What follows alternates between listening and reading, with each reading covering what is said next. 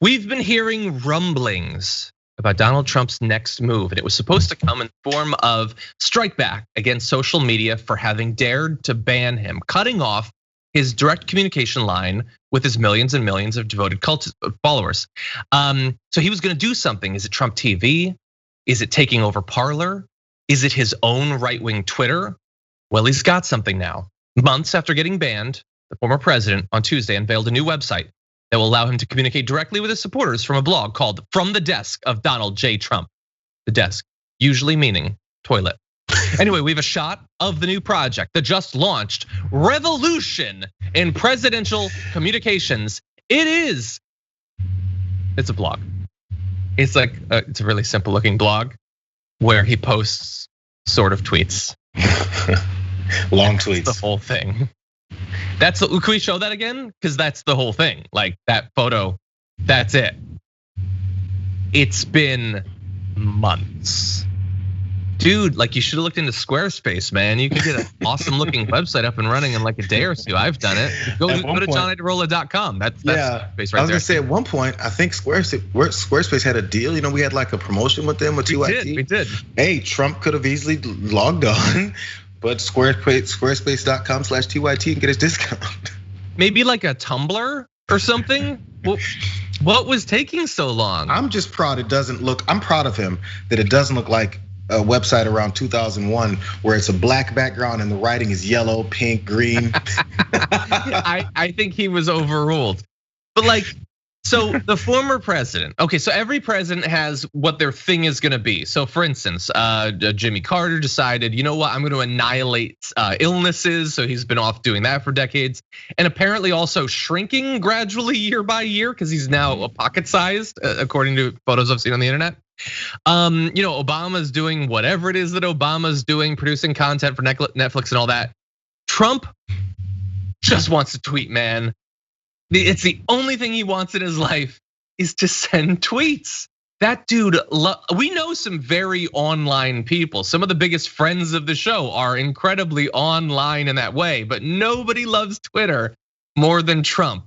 And so he's like 1% replicated the experience. So that's what it's like. You can read about warmonger Liz Cheney by like going all the way over to his website. Like that sucks. I mean, it's not on Facebook, it's not on Twitter. You have to go to his website to see one Twitter feed. That blows. It's the best he can do, and maybe it'll work because that's the level of insanity that many of his followers have. And you know what?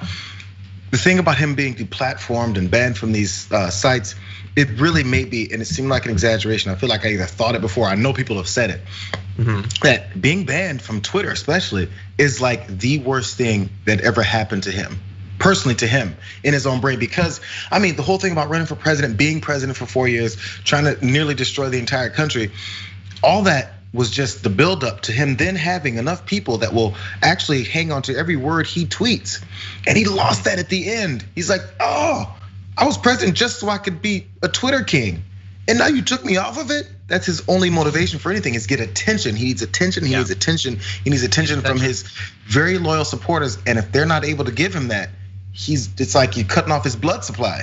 That's all he's got. So he's trying to find some new way. This is his IV. I agree. Now, let's go back to that photo. So what he liked was being able to send his messages, but also them getting likes and replies and retweets. Right. So he can't retweet anyone there because he doesn't see anyone else's stuff because it's not Twitter. He can get likes, I guess, but that's definitely gonna be less than before, right? And then look at their attempt to be clever. So it's got the little button to share on Facebook and Twitter. I mean, if Facebook and Twitter doesn't stamp that down in like 3.5 seconds, then that's gonna be a bit suspect.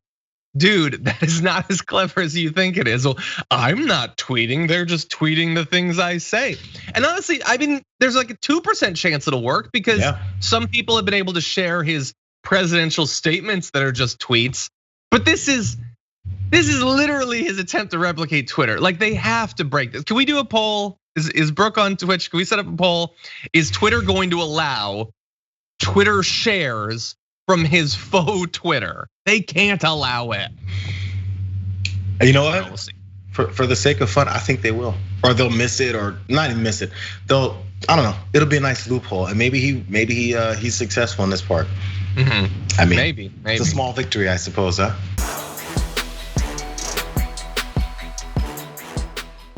For more political news breakdowns, interviews, stories of activism, and me trying my hardest to care about the occasional big celebrity news story, subscribe to our YouTube channel at youtube.com/thedamagereport. And you can ring the bell wherever it is so you don't miss anything.